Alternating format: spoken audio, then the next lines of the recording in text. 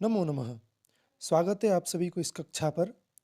आशा करता हूँ कि सभी स्वस्थ हैं और निरंतर से अपनी अध्ययन में जुटे हुए हैं। तो आज का कक्षा शुरू करते हैं। तो सबसे प्रारंभ में हम ऋग्वेद का परिचय देखेंगे। तो हाँ, शुरू करते हैं। वैदिक साहित्य का सबसे प्राचीन व प्रथम ग्रंथ का नाम है ऋग्वेद। यह ऋग्वेद जो है केवल वैदिक साहित्य का ही नहीं, पूरे विश्व का सबसे प्रथम ग्रंथ माना जाता है। चलिए, इसका कारण यह है कि यह सभी वेदों में अभ्यर्हित या फिर पूजित है। ऋग्वेद शब्द में ऋच या ऋक का अर्थ है स्तुति परक मंत्र, यानी ऋग्वेद शब्द में ऋक शब्द का अर्थ स्तुति होता है। ऋच्यते स्तूयते अनया इति ऋक्, अर्थात जिन मंत्रों के द्वारा देवों की स्तुति की जाती है उन्हें ऋक या ऋचा कहते हैं। ऋग्वेद में विभिन्न देवों की स्तुति वाले मंत्र है, अतः इसे ऋग्वेद कहते हैं। भाषा, शैली, व्याकरण एवं मंत्रों के अध्ययन से ज्ञात होता है कि यह किसी एक समय की रचना नहीं है, किंतु विभिन्न काल में विभिन्न ऋषियों द्वारा हुई रचनाओं का संग्रह ग्रंथ है। सायणाचार्य ने कहा है कि अपौरुषेय वाक्यम वेदः, अतः ऋग्वेद की रचना की गई है ऐसा मानना तो ठीक नहीं है, लेकिन ऋषियों ने मंत्रों का दर्शन किया है तो यह मान सकते हैं कि ऋषियों ने अनेक काल में, भिन्न भिन्न काल में ऋग्वेद के मंत्रों का दर्शन किया है। तो ऐसी ऋचाओं के संग्रह के कारण इसे ऋग्वेद भी कहते हैं या ऋग्वेद संहिता कहते हैं। यहाँ पर संहिता शब्द का प्रयोग संकलन या संग्रह अर्थ में हुआ है। ऋग्वेद के चारों वेदों में से सबसे अधिक महत्वपूर्ण, अक्षुण्ण तथा आदरणीय माना जाता है। तो ऋग्वेद को चारों वेदों में सबसे महत्वपूर्ण, अक्षुण्ण और आदरणीय माना गया है। परिमाण की दृष्टि से भी यह चारों वेदों में सबसे विशालकाय है। ठीक, इसमें अधिकांश देव इंद्र, अग्नि, सोम, विष्णु, मरुत आदि प्राकृतिक तत्वों के प्रतिनिधि है। तो सबसे पहला तो सूक्त है अग्नि सूक्त, आप सबको मालूम ही होगा। ऋग्वेद के आचार्य पैल है जो व्यास के शिष्य थे। तो ऋत्विक के बारे में जानते हैं। चारों वेदों के अनुसार यज्ञ में 4 ऋत्विक होते हैं। तो होता, अध्वर्यु, उद्गाता और ब्रह्मा। इनमें से होता है ऋग्वेद के ऋत्विक। ऋग्वेद में होता ऋत्विक या ऋचाव का पाठ करता है, अतएव ऋग्वेद को होतृवेद भी कहा गया है। आयुर्वेद को ऋग्वेद का उपवेद कहा जाता है और ऋग्वेद की उत्पत्ति अग्नि से मानी जाती है। ऋग्वेद वाक तत्व का संकलन है। चलिए, मंडल क्रम के अनुसार संपूर्ण ऋग्वेद 10 मंडलों में विभक्त है, इसीलिए इसे दशतई नाम से भी जाना जाता है। प्रत्येक मंडल में अनुवाक, सूक्त और मंत्र है, यानी मंडल क्रम में अनुवाक, सूक्त और मंत्र पाए जाते हैं। ऋग्वेद के 10 मंडलों में 85 अनुवाक है, यानी सभी मंडलों में कुल मिलाकर 85 अनुवाक प्राप्त होते हैं। ऋग्वेद में कुल सूक्तों की संख्या 1028 है। अगर हम बालखिल सूक्त को छोड़ देंगे तो 1017 होंगे। ठीक, जिसमें कुल 11 बालखिल्य सूक्त माने जाते हैं। मंत्रों की संख्या 10,580 है। कहीं मंत्रों की संख्या 10,552 भी मानी गई है। चलिए, तो ऋग्वेद संहिता के शाखाएं 5 उपलब्ध होती है: साकल, बास्कल, आश्वलायन, सांख्यायन और मांडुकायन। इनमें से सबसे प्रसिद्ध शाखा है साकल शाखा। तो ऋग्वेद के ब्राह्मण दो उपलब्ध होते हैं, ऐतरेय ब्राह्मण और कौशितकी ब्राह्मण। ऋग्वेद के आरण्यक भी दो उपलब्ध होते हैं, ऐतरेय आरण्यक और सांख्यायन आरण्यक। इसके उपनिषद भी कई प्राप्त होते हैं, जैसे ऐतरेय उपनिषद, कौशितकी उपनिषद और वास्कल मंत्रोपनिषद। फिर ऋग्वेद के श्रौत सूत्र में अश्वलायन श्रौत सूत्र, फिर सांख्यायन श्रौत सूत्र पाया जाता है। फिर गृह्य सूत्र में भी अश्वलायन गृह्य सूत्र, सांख्यायन गृह्य सूत्र और कौशितकी गृह्य सूत्र मिलते हैं। फिर धर्म सूत्रों में वशिष्ठ धर्म सूत्र और विष्णु धर्म सूत्र ऋग्वेद संहिता के हैं। ठीक, तो ऋग्वेद के सुलभ सूत्र उपलब्ध नहीं होते हैं, क्योंकि सुलभ सूत्र केवल और केवल यजुर्वेद में मिलते हैं। ठीक, सुलभ सूत्र केवल यजुर्वेद में प्राप्त होते हैं। तो ऋग्वेद के शिक्षा ग्रंथ है पाणिनीय शिक्षा और प्रातिशाख्य ग्रंथ है ऋक् प्रातिशाख्यम, जिसे पार्षदः नाम से भी जाना जाता है, जिसमें कुल 18 पटल है। चलिए, तो ऋग्वेद के होता है ऋत्विक। ऋग्वेद का अगर विभाजन देखेंगे तो दो विभाजन क्रम मिलते हैं, एक तो है अष्टक क्रम और एक है मंडल क्रम। तो अष्टक क्रम में सबसे पहले आते हैं अष्टक, फिर अध्याय, फिर वर्ग, फिर मंत्र। ठीक, तो 8 अष्टक है ऋग्वेद में, अध्याय कुल 64 है, वर्ग 2024 है और कुल मंत्र 10,552, कहीं पर 10,580 प्राप्त होते हैं। ठीक, चलिए, तो मंडल क्रम में कुल 10 मंडल है, सूक्त 1017 और बालखिल सूक्त 11, तो हुए कुल मिलाकर 1028 और अनुभाग 85 मिलते हैं और मंत्र 10,580। तो ऋग्वेद के आचार्य है पैल, इसके देवता है अग्नि, ऋग्वेद का उपवेद है आयुर्वेद और इसका अपर नाम दशतई और होत्रिवेद भी कहा जाता है। तो ऋग्वेद में मंडल, ऋषि और सूक्त संख्या के लिए यहाँ पर श्लोक अच्छे से दिया गया है।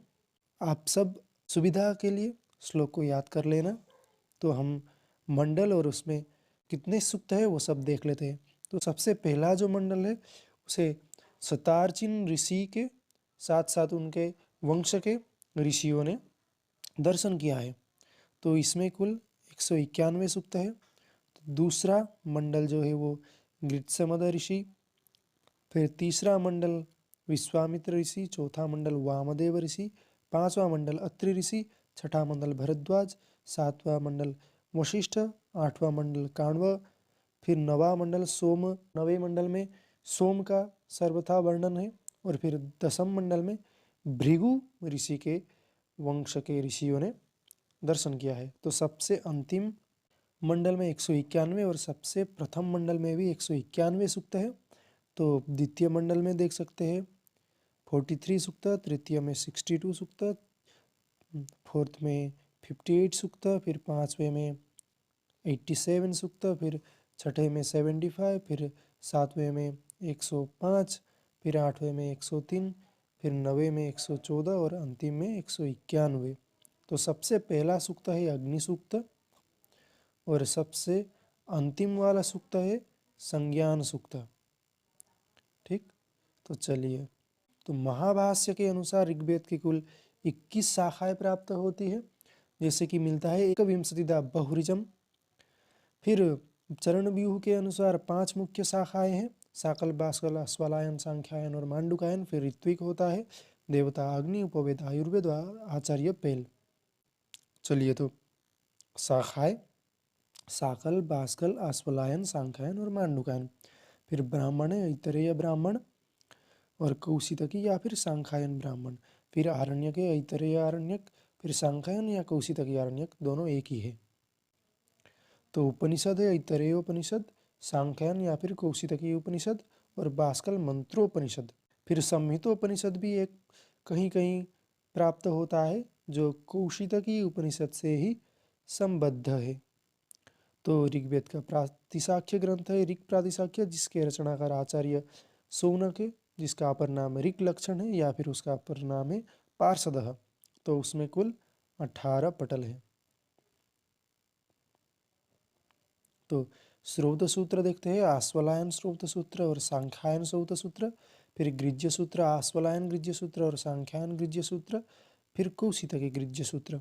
तो धर्म सूत्र में कुल 2 धर्म सूत्र है, वशिष्ठ धर्म सूत्र और विष्णु धर्म सूत्र। ऋग्वेद के शिक्षा ग्रंथ देखें तो पाणिनीय शिक्षा सबसे प्रसिद्ध है, स्वरांकुशा शिक्षा, षोडश श्लोकी शिक्षा, शैशिरीय शिक्षा और आपिसली शिक्षा। तो आज का कक्षा यहीं पर ख़त्म होता है। मिलते हैं अगली कक्षा में। नमो नमः। सर्वेभ्यो नमो नमः। स्वागत है आप सभी को इस वीडियो पर। तो इस वीडियो में हम यजुर्वेद के बारे में चर्चा करने वाले हैं। चलिए तो सीधे चर्चा में आगे बढ़ते हैं। यजुर्वेद कर्मकांड प्रधान वेद है, जिसका संकलन अध्वर्यु नामक ऋत्विक के उपयोग के लिए होता है। यजुस् शब्द यज धातु से उसी प्रत्यय के योग से संपन्न होता है, जिसका अर्थ है यज्ञ के साधक मंत्र। ठीक, तो यजुर्वेद मुख्यतः कर्मकांड का वेद है और इसके ऋत्विक का नाम है अध्वर्यु, जिनके उपयोग के लिए यह वेद होता है। ठीक, तो यजु किसे कहते हैं? अनियताक्षरावसानम यजुहु। ठीक, इसका अर्थ है जिसमें पद्यों के समान अक्षरों की संख्या निश्चित नहीं होती है। मतलब छंद में जितने अक्षर होते हैं उतने ही अक्षर नहीं होते, कभी ऊपर कभी नीचे ऐसा होता है, तो उसे यजुहु कहते हैं। ठीक, तो यजुस के कुछ मुख्य अर्थ इस प्रकार मिलता है कि आचार्य यास्क निरुक्त के 7वें अध्याय में यजुस की व्याख्या करते हैं यजुर यजते, अर्थात यज्ञ से संबद्ध मंत्रों को यजुस कहते हैं। फिर मिलता है शेषे यजुहु शब्द, अर्थात पद्यबंध और गीति से रहित मंत्रात्मक रचना को यजुहु कहते हैं। तैत्तिरीय संहिता की भाष्य भूमिका में सायण यजुर्वेद के महत्व का प्रतिपादन इस प्रकार करते हैं। भित्तिस्थानीयो यजुर्वेदः चित्रस्थानावितरौ तस्मात् कर्मसु यजुर्वेदस्यैव प्राधान्यम, अर्थात कर्म में यजुर्वेद का ही प्राधान्य होता है। यजुर्वेद भित्ति है, अन्य ऋग्वेद एवं सामवेद चित्र है, इसीलिए यजुर्वेद सबसे मुख्य है, क्योंकि यज्ञ को आधार बनाकर ही ऋचाव का पाठ और सामगान होता है। यानी यज्ञ में ही सभी मंत्रों का, ऋचाव का, सामगान का सभी पाठ होता है। तो यज्ञ प्रमुख वेद है यजुर्वेद, इसलिए यजुर्वेद का मुख्यत्व इन्होंने दर्शाया है। ठीक, यजुर्वेद के 2 संप्रदाय मिलते हैं, ब्रह्म संप्रदाय और आदित्य संप्रदाय। ब्रह्म संप्रदाय के अंतर्गत कृष्ण यजुर्वेद तथा आदित्य संप्रदाय के अंतर्गत शुक्ल यजुर्वेद आता है। इस प्रकार यजुर्वेद के 2 भाग हैं, कृष्ण यजुर्वेद और शुक्ल यजुर्वेद करके यजुर्वेद के 2 भाग हैं। और जो ब्रह्म संप्रदाय है वह कृष्ण यजुर्वेद का है और जो आदित्य संप्रदाय है वह शुक्ल यजुर्वेद का है। यद्यपि प्राचीन काल में यजुर्वेद की 100 या 100 शाखा हुआ करता था, लेकिन अभी 100 शाखाएं प्राप्त नहीं होते हैं। तो ऐसा पाया जाता है कि 100 शाखाः यजुरेक शताध्वकम शाखानां तु सतेनाथ यजुर्वेद मथा करोत, ऐसा करके पाया जाता था। किंतु वर्तमान में शुक्ल यजुर्वेद की 2 संहिताएं प्राप्त होती है। तो पहला संहिता है वाजसनेयी संहिता या माध्यन्दिन संहिता, यह एक ही संहिता है। फिर दूसरा संहिता है काण्व संहिता। दोनों ही संहिताओं में 40 अध्याय प्राप्त होते हैं। तो संप्रति कृष्ण यजुर्वेद के केवल 4 शाखाएं उपलब्ध होती है, और वो 4 शाखाएं हैं तैत्तिरीय शाखा, मैत्रायणी शाखा, काठक या कठ शाखा और कपिष्ठल शाखा। तो सबसे पहले शुक्ल यजुर्वेद संहिता के बारे में देख लेते हैं। शुक्ल यजुर्वेद संहिता के शाखाएं हैं माध्यन्दिन संहिता या माध्यन्दिन शाखा या वाजसनेयी शाखा, यह एक ही शाखा है। और दूसरा शाखा है काण्व शाखा। तो शुक्ल यजुर्वेद का ब्राह्मण ग्रंथ है शतपथ ब्राह्मण। फिर इसका आरण्यक ग्रंथ है बृहदारण्यक, ठीक। और उपनिषद ग्रंथ है ईशोपनिषद और बृहदारण्यकोपनिषद। फिर श्रौत सूत्र है कात्यायन श्रौत सूत्र। फिर गृह्य सूत्र प्राप्त होता है पारस्कर गृह्य सूत्र। और धर्म सूत्र उपलब्ध होते हैं जो कि हारित और शंख धर्म सूत्र है। तो केवल यजुर्वेद में ही सुलभ सूत्र प्राप्त होते हैं। तो शुक्ल यजुर्वेद के सुलभ सूत्र है बौधायन सुलभ सूत्र, मानव सुलभ सूत्र, आपस्तम्भ सुलभ सूत्र, कात्यायन सुलभ सूत्र, मैत्रायणीय सुलभ सूत्र, हिरण्यकेशी या सत्यषाढ़ सुलभ सूत्र, तो वाराह सुलभ सूत्र, ठीक। तो शिक्षाएं ग्रंथ भी प्राप्त होती है। तो यजुर्वेद के शुक्ल यजुर्वेद के शिक्षा है याज्ञवल्क्य शिक्षा और वाजसनेयी प्रातिशाख्य। और इसके तो ऋत्विक है अध्वर्यु, यह तो आप सबको मालूम ही है। चलिए तो शुक्ल यजुर्वेद का विभाजन देखते हैं। शुक्ल यजुर्वेद के 2 शाखाएं हैं माध्यन्दिन शाखा और काण्व शाखा। तो माध्यन्दिन वाजसनेयी संहिता के बारे में अध्याय 40 अध्याय है, अनुवाक 303 है और मंत्र 1975 1975 मंत्र प्राप्त होते हैं माध्यन्दिन शाखा के संहिता में। तो काण्व शाखा के संहिता में अध्याय 40 है, अनुवाक 328 है और कुल मंत्र है 2086, ठीक। तो यह काण्व संहिता में कुछ ज़्यादा मंत्र उपलब्ध होते हैं। तो शुक्ल यजुर्वेद के आचार्य है वैशंपायन और देवता है वायु, उपवेद है धनुर्वेद। और शुक्ल यजुर्वेद या यजुर्वेद का अपर नाम क्या है? अध्वर्यु वेद, ठीक। चलिए तो कृष्ण यजुर्वेद संहिता के बारे में जान लेते हैं। कृष्ण यजुर्वेद के शाखाएं 4 उपलब्ध होती है तैत्तिरीय शाखा, मैत्रायणी शाखा, कठ शाखा और कपिष्ठल शाखा। तो ब्राह्मण भी 4 ही उपलब्ध होते, प्रत्येक शाखा के एक एक ब्राह्मण, तैत्तिरीय ब्राह्मण, मैत्रायणी ब्राह्मण, कठ ब्राह्मण और कपिष्ठल ब्राह्मण। फिर आरण्यक उपलब्ध होती हैं तैत्तिरीय आरण्यक और मैत्रायणी आरण्यक, ठीक। तो उपनिषद भी कई उपलब्ध होते हैं जैसे कि कठोपनिषद, तैत्तिरीय उपनिषद, मैत्रायणी उपनिषद, श्वेताश्वतरोपनिषद, महानारायणोपनिषद, ठीक। तो श्रौत सूत्र उपलब्ध होते हैं कृष्ण यजुर्वेद के बौधायन श्रौत सूत्र, वाधुल श्रौत सूत्र, मानव श्रौत सूत्र, भरद्वाज श्रौत सूत्र, आपस्तम्भ श्रौत सूत्र, काठक, सत्याषाढ़, वाराह, वैखानस श्रौत सूत्र, ठीक। तो गृह्य सूत्र देख लेते हैं। वैधायन गृह्य सूत्र, भरद्वाज गृह्य सूत्र, काठक गृह्य सूत्र, हिरण्यकेशी, सत्याषाढ़, वैखानस, वाधूल श्रौत सूत्र इत्यादि। तो धर्मसूत्र है वशिष्ठ, बौधायन, आपस्तम्भ, वैखानस, हिरण्यकेशी इत्यादि करके धर्मसूत्र उपलब्ध होते हैं। फिर देखते हैं सुलभ सूत्र, बौधायन सुलभ सूत्र, मानव सुलभ सूत्र, आपस्तम्भ सुलभ सूत्र, कात्यायन सुलभ सूत्र जो है इसके बारे में कुछ शंकाएं है, तो आप सब इसको देख लेना।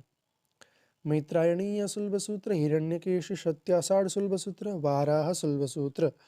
तो कृष्ण यजुर्वेद के शिक्षा ग्रंथ है मांडव्य शिक्षा, भरद्वाज शिक्षा, वशिष्ठ शिक्षा, व्यास शिक्षा। तो अध्वर्यु इनके ऋत्विक है। चलिए, तो कृष्ण यजुर्वेद का विभाजन देख लेते हैं कि इनके कुल 4 शाखाएं प्राप्त होती है। तो तैत्तिरीय शाखा में कुल 7 कांड उपलब्ध है, 44 प्रपाठक, 631 अनुवाक। फिर मैत्रायणी शाखा में 4 कांड, 54 प्रपाठक, फिर 3144 मंत्र। ठीक, तो आचार्य है वैशंपायन, देवता है वायु, फिर उपवेद है धनुर्वेद और अपर नाम है अध्वर्युवेद। ठीक, तो शुक्ल यजुर्वेद के आचार्य के रूप में याज्ञवल्क्य को भी पाया जाता है। ठीक, तो हमने क्या क्या पढ़ा उसको मूलतः देख लेते हैं ऊपर ऊपर से। तो महाभाष्य में यजुर्वेद के 100 शाखाएं उपलब्ध होती है। कहीं पर एक शतम होने के कारण एक को भी साथ जोड़ते हुए 101 मानते हैं, लेकिन ज़्यादातर जगह में 100 ही प्राप्त होता है।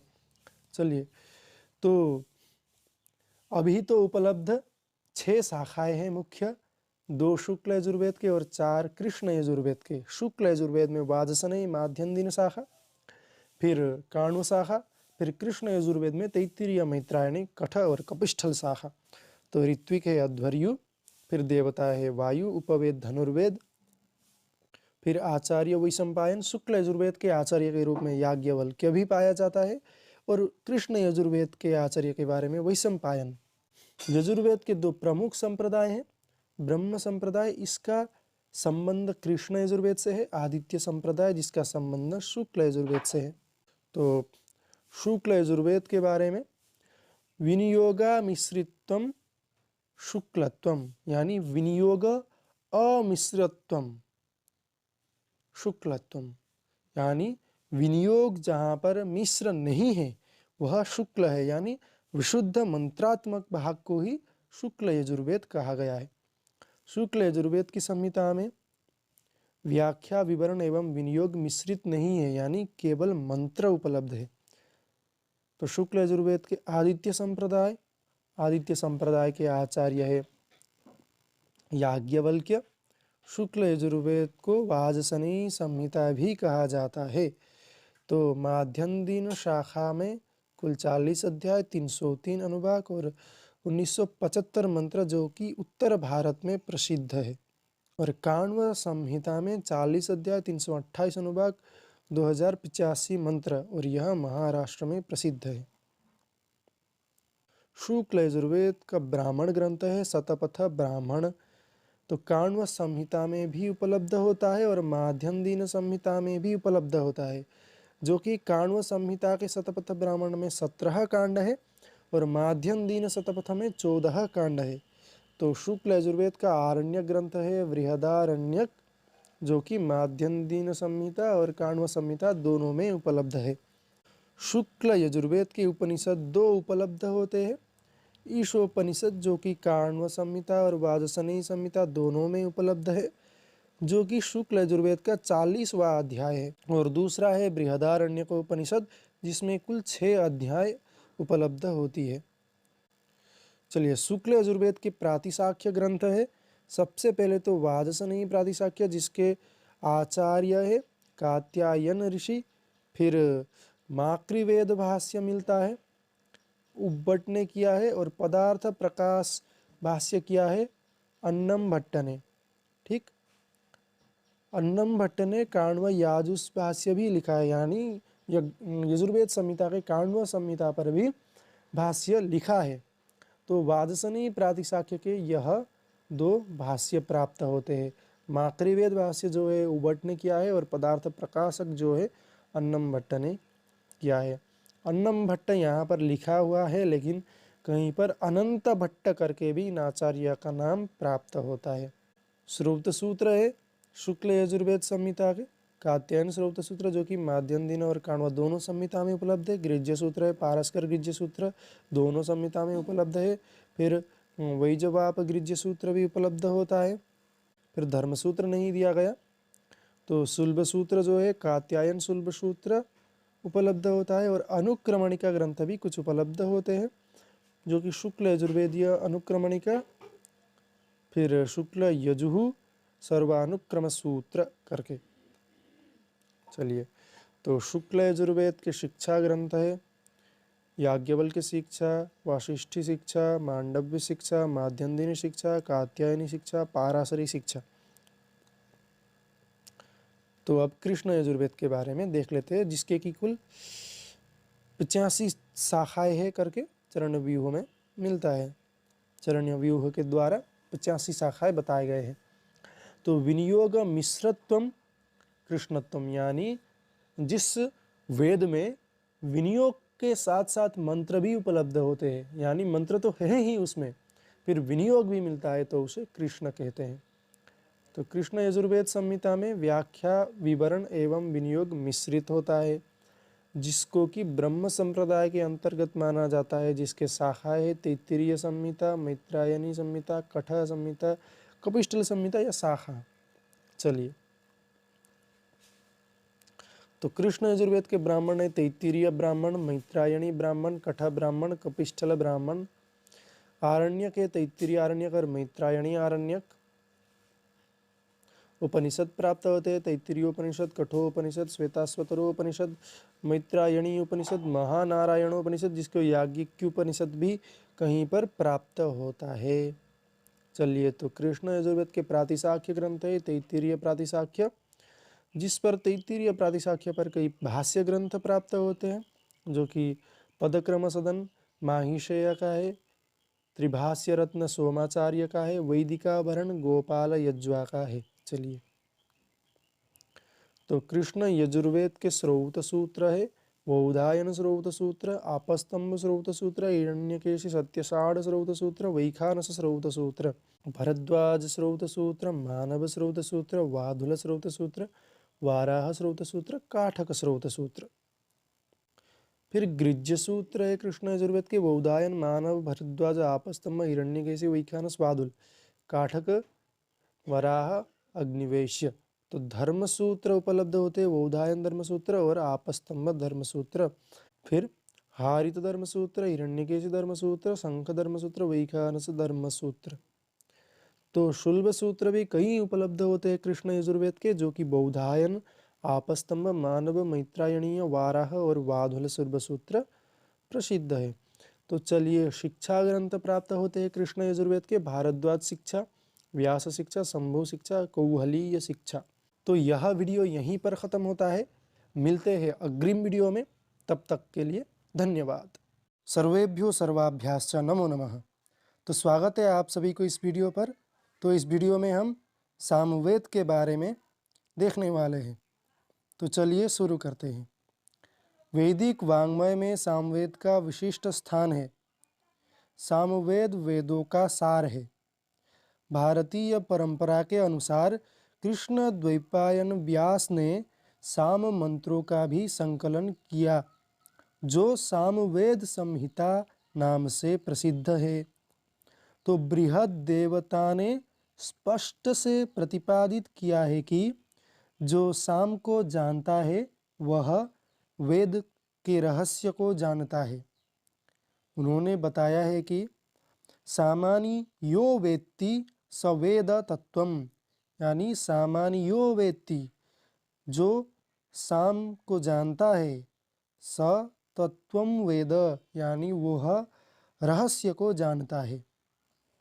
तो गीता में भगवान श्री कृष्ण ने सामवेद को ही अपना स्वरूप मानकर इसकी महत्ता घोषित की है। उन्होंने बताया है कि वेदानाम सामवेदो अस्मि, यानी वेदों में मैं सामवेद हूँ। ऋग्वेद कहता है कि जो व्यक्ति जागरणशील है उसी को साम की प्राप्ति होती है। यहाँ पर दिया गया है यो जागार तमु सामानी यान्ति। अथर्ववेद में साम को परब्रह्म का लोमभूत माना गया है और अथर्ववेद में पाया जाता है सामानी यस्य लोमानी, ऐसा करके। फिर सामवेद उपासना का वेद है। साम अर्थात स्वरों के आरोह और अवरोह से युक्त मंत्रों का गान करना। साम का अर्थ गायन अर्थात गीति युक्त मंत्र। ऋचाएँ जब विशिष्ट गान पद्धति से गाई जाती है तो उसे साम कहते हैं। साम शब्द से ऋचाओं के अक्षर एवं उनसे व्यक्त स्वर मालिका का ग्रहण होता है। यानी साम तो ऋक ही है, बस उन ऋक को गान की तरह से गाया जाता है। स्वरालापन यह साम का प्रधान अंग है। जैमिनीय सूत्र में गीति को ही साम की संज्ञा प्रदान की गई है, जैसे कि जैमिनीय सूत्र में है गीतिषु सामाख्या। तो अगला देखते हैं। बृहदारण्यकोपनिषद में साम शब्द की व्युत्पत्ति इस प्रकार बताई गई है कि सा अर्थात ऋक और अर्थात स्वर, यानी ऋचाओं को अगर स्वर प्रक्रिया से गायन किया जाता है तो उसी को साम कहते हैं। अर्थात ऋक से संबद्ध स्वर प्रधान गायन को साम कहते हैं। सा च अमश्चेति तत् साम्नः सामत्वम्। तया सह संबद्धः अयो नाम स्वरः यत्र वर्तते तत्साम, ऐसा करके पाया जाता है। तो सामवेद संहिता का स्वरूप देखते हैं कि सामवेद का ऋत्विक है उद्गाता, ऋग्वेद का ऋत्विक है होता, यजुर्वेद का ऋत्विक है अध्वर्यु और सामवेद का ऋत्विक है उद्गाता। उद्गाता ऋग्वेद की ऋचाओं का शास्त्रीय तथा परंपरागत रूप में गायन करता है। ठीक, तो ऋक और साम में परस्पर घनिष्ठ संबंध है, क्योंकि साम में ज़्यादातर ऋक मंत्र ही पाए जाते हैं। सामवेद में ऋग्वेद के लगभग सभी मंडलों से मंत्र संग्रहित है, किंतु अधिकांश मंत्र 8वें और 9वें मंडल से ग्रहण किए गए हैं। तो चलिए सामवेद का विवरण देखते हैं। तो सामवेद संहिता के आचार्य है जैमिनी और ऋत्विक है उद्गाता। उपवेद है इसका गांधर्व वेद और देवता है आदित्य यानी सूर्य। तो सामवेद का विभाजन 2 प्रकार में हुआ है, यानी सामवेद के 2 भाग है। पहला भाग है पूर्वार्चिक और दूसरा भाग है उत्तरार्चिक। पूर्वार्चिक भाग में कुल 4 कांड है, 6 अध्याय है और प्रपाठक भी मिलते हैं और 650 मंत्र प्राप्त होते हैं। फिर उत्तरार्चिक में 9 प्रपाठक है, फिर 1225 मंत्र है, फिर 400 सूक्त उपलब्ध होते हैं। इस प्रकार से सामवेद में कुल 1875 मंत्र प्राप्त होते हैं। 1875 मंत्र सामवेद में उपलब्ध है। फिर सामवेद के शाखा के बारे में देखें तो वर्तमान में 3 शाखाएं उपलब्ध होती है। पहला तो है कौथुमीय, दूसरा है राणायनीय, तीसरा है जैमिनीय। चलिए, तो महाभाष्य में लेकिन 1000 शाखाओं के बारे में बताया गया है। तो सबसे पहले तो देखते हैं ब्राह्मण के बारे में। तो सामवेद के 8 या 9 ब्राह्मण हैं। किसी ने 8 ब्राह्मण को माना है, किसी ने 9 ब्राह्मण को माना है। वहाँ पर षड्विंश ब्राह्मण, पंचविंश ब्राह्मण, देवताध्याय ब्राह्मण, वंश ब्राह्मण, ऐसा करके 8 या 9 ब्राह्मण प्राप्त होती है। तो फिर आरण्यक है 2, तवलकार आरण्यक और छांदोग्य आरण्यक। फिर उपनिषद भी पाए जाते हैं, केनोपनिषद और छांदोग्योपनिषद। फिर प्रातिशाख्य ग्रंथ भी पाए जाते हैं, ऋक् तंत्र, पुष्पसूत्र और साम तंत्र। फिर शिक्षा ग्रंथ उपलब्ध होती हैं, गौतमी शिक्षा, लोमशीय शिक्षा, नारदीय शिक्षा, ऐसा करके। फिर कई श्रौत सूत्र प्राप्त होते हैं, आर्षय श्रौत सूत्र, लाट्यायन श्रौत सूत्र, द्राह्यायन श्रौत सूत्र, जैमिनीय श्रौत सूत्र। फिर गृह्य सूत्र प्राप्त होते हैं, गोबिल गृह्य सूत्र, खादिर द्राह्यायन, जैमिनीय कौथुम गृह्य सूत्र। तो केवल एक ही धर्म सूत्र है जो कि गौतम धर्म सूत्र। सुलभ सूत्र प्राप्त नहीं होते हैं, क्योंकि आप सभी को मालूम ही है सुलभ सूत्र केवल और केवल यजुर्वेद में ही प्राप्त होते हैं। तो चलिए सामगान के बारे में देखते हैं। सामगान 4 प्रकार के होते हैं। तो सबसे पहला तो है ग्राम गेय गान, फिर आरण्य गान, फिर ऊह गान और चौथा है ऊह्य गान। फिर साम विकार भी कई प्राप्त होते हैं, 6 है साम विकार। सबसे पहले तो है विकार, फिर विश्लेषण, विकर्षण, अभ्यास, विराम और स्तोभ। चलिए फिर साम भक्तियाँ देखते हैं। वह 5 प्रकार के होते हैं: प्रस्ताव, उद्गीत, प्रतिहार, उपद्रव और निधन। फिर सामवेद के कई भाष्यकार हुए हैं, जिनमें से माधव, गुणविष्णु और भरत स्वामी प्राप्त होते हैं। फिर सामवेद के शाखाओं के बारे में देख लेते हैं। महाभाष्य में सामवेद के 1000 शाखाओं के बारे में बताया गया है। वहाँ पर दिया गया है कि सहस्त्र वर्तमा सामवेदः। फिर सामवेद का ऋत्विक है उद्गाता, इसीलिए सामवेद को उद्गात्र वेद भी कहा गया है। साम इस शब्द में सा अर्थात ऋचा और अम अर्थात गान या स्वर, तो संपूर्ण अर्थ बनता है कि ऋचा और गान का समन्वय ही साम है। तो सामवेद के देवता है सूर्य, उपवेद है गंधर्व वेद, आचार्य है जैमिनी और परंपरा इस प्रकार से चला है कि जैमिनी, सुमंतु, सुनवान, सुनु, सुकर्मा, इस प्रकार से सामवेद का परंपरा चला है। तो सामवेद में आर्चिक करके 2 भाग प्राप्त होते हैं, पूर्वार्चिक और उत्तरार्चिक। तो आर्चिक गान यानी ऋग के समूह ही है। तो ऋग्वेद की ऋचाएँ कुल 1504 प्राप्त होती है और जो यह 267 ऋचाएँ है वह 1504 ऋचाओं में से ही है, लेकिन वह रिपीट हुए हैं।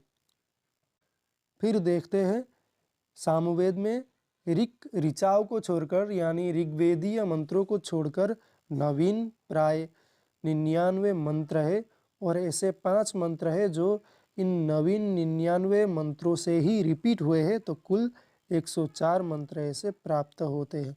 तो ऐसे करके कुल सामवेद में 1875 मंत्र प्राप्त होते हैं। पूर्वार्चिक भाग में 650 मंत्र है और उत्तरार्चिक भाग में 1275 मंत्र है। तो पूर्वार्चिक सामवेद में कुल 4 कांड है। वह कांडों का नाम है आग्नेय, ऐन्द्र, पवमान और आरण्य कांड। तो सामवेद के शाखाएं 3 उपलब्ध होती है: कौथुमीय जो कि गुजरात में प्रसिद्ध है, राणायनीय जो कि महाराष्ट्र में प्रसिद्ध है और जैमिनीय जो कि कर्नाटक में प्रसिद्ध है। और तवलकार करके भी अवान्तर शाखा प्राप्त होती है जिसके आचार्य है जैमिनी। तो सामवेद के ब्राह्मण देखते हैं। तो सबसे पहला तो ब्राह्मण है तांड्य महाब्राह्मण, पंचविंश ब्राह्मण और प्रौढ़ ब्राह्मण नाम से भी प्रसिद्ध है। फिर षड्विंश ब्राह्मण जिसमें कि 6 नहीं 26 अध्याय हैं। और फिर सामविधान ब्राह्मण, फिर आर्षेय ब्राह्मण, फिर दैवत या देवताध्याय ब्राह्मण, फिर आता है उपनिषद ब्राह्मण जिसको कि मंत्र ब्राह्मण या छांदोग्योपनिषद ब्राह्मण भी कहा गया है। फिर आता है संहितोपनिषद ब्राह्मण, फिर वंश ब्राह्मण, फिर जैमिनीय ब्राह्मण। चलिए तो फिर देखते हैं कि आख्यक भी सामवेद का उपलब्ध होता है जो कि तवलकार आख्यक जैमिनीय शाखा से संबंधित है। और उपनिषद कई प्राप्त होते हैं जो कि छांदोग्योपनिषद प्रसिद्ध है, तांड्य शाखा का है, और केनोपनिषद जैमिनीय शाखा का प्रसिद्ध है। तो कई प्रातिशाख्य ग्रंथ भी प्राप्त होते हैं जो कि साम प्रातिशाख्य है। तो आप सब इसको देख लेना। फिर चलिए हम आगे बढ़ते हैं कि श्रौत सूत्र को देखते हैं। चलिए तो श्रौत सूत्र कई प्राप्त होते हैं जो कि आर्षेय, लाट्यायन, द्राह्यायन, जैमिनीय, फिर क्षुद्र कल्प करके भी मशक ऋषि द्वारा रचित श्रौत सूत्र पाया जाता है। फिर गृज्य सूत्र कई प्राप्त होते हैं। गोबिल जो कि कौथुम शाखा से है, खादिर जो कि राणायनीय शाखा से है, जैमिनीय गृज्य सूत्र भी प्राप्त होता है और कौथुम गृज्य सूत्र भी प्राप्त होता है जिसे सूर्यकांत ने ढूंढा है। चलिए तो धर्मसूत्र देखते हैं कि सामवेद का एक ही धर्मसूत्र प्राप्त होता है जो कि गौतम धर्मसूत्र है। फिर शिक्षा ग्रंथ कई प्राप्त होते हैं: नारदीय शिक्षा, गौतमीय शिक्षा और लोमशीय शिक्षा। फिर अनुक्रमणिका कई प्राप्त होते हैं जो कि कल्पानुपद सूत्र, उपग्रंथ सूत्र, अनुपद सूत्र, निदान सूत्र, उपनिदान सूत्र, पंचविधान सूत्र, लघुरिक तंत्र संग्रह, साम सप्तलक्षण, ऐसा करके। तो यह वीडियो यहीं पर समाप्त होता है। मिलते हैं अगले वीडियो में, तब तक के लिए धन्यवाद। नमो नमः। जुड़ते रहिए इस चैनल पर, इस पर कई और वीडियोस आने वाले हैं। सर्वेभ्यो सर्वाभ्याश्च नमो नमः। स्वागत है आप सभी को इस वीडियो पर। तो इस वीडियो में हम अथर्ववेद के बारे में चर्चा करने वाले हैं। अथर्ववेद का अर्थ है अथर्वों का वेद। वेदों की चारों संहिताओं में अथर्ववेद की एक निजी और अन्यतम विशिष्टता रही है। इस वेद के अथर्व शब्द की सुंदर व्याख्या यास्काचार्य के निरुक्त तथा गोपथ ब्राह्मण में उपलब्ध होता है। तो निरुक्त के अनुसार थर्व धातु गत्यर्थक है और अथर्व का अर्थ है गतिहीन अथवा स्थिरता युक्त, अर्थात जिसमें चित्त में स्थिरता एवं दृढ़ता लाई जा सके। थर्व यानी गति, न थर्व इति अथर्व यानी जिसमें गति ना हो, स्थिरता हो। तो इसीलिए यहाँ पर चित्त की स्थिरता और दृढ़ता इस वेद से लाई जा सकती है, ऐसा करके पाया जाता है। तदनुसार गोपथ ब्राह्मण में प्रस्तुत है कि समीपस्थ आत्मा को अपने अंदर देखना। ठीक, तो गोपथ ब्राह्मण में ऐसा अर्थ प्राप्त होता है। पाणिनीय धातु पाठ में थर्वी धातु हिंसा के अर्थ में पठित है। थर्व धातु कुटिलता एवं हिंसावाची है, अतः अकुटिलता तथा अहिंसा योग से ब्रह्म प्राप्ति कराने के कारण इस संहिता को अथर्ववेद कहा गया है। ठीक, अथर्ववेद में विभिन्न ऋषियों के दृष्ट मंत्र है तथा अनेक विषयों का प्रतिपादन है, अतः इसके अनेक नाम पड़े हैं। अथर्ववेद के अनेक नाम पाए जाते हैं। अथर्ववेद तथा अन्य ग्रंथों में अथर्ववेद के ये नाम प्राप्त होते हैं कि ऐसा करके वैसज्य वेद, ब्रह्मवेद, महीवेद, ऐसा करके कई नाम प्राप्त होते हैं।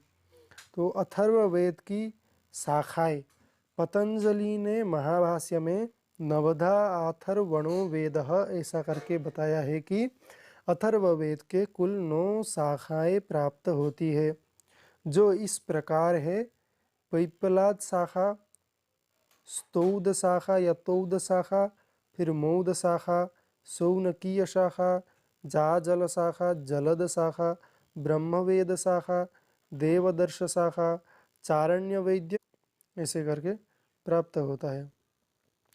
चरण व्यूह और सायण की अथर्ववेद भाष्य भूमिका में भी 9 शाखाओं का उल्लेख मिलता है। ठीक, तो इन 9 शाखाओं में केवल पिप्पलाद शाखा और शौनकीय शाखा वर्तमान उपलब्ध होते हैं। तो अथर्ववेद के कई उपवेद प्राप्त होते हैं, जिनमें से गोपथ ब्राह्मण में अथर्ववेद के 5 उपवेद का उल्लेख है।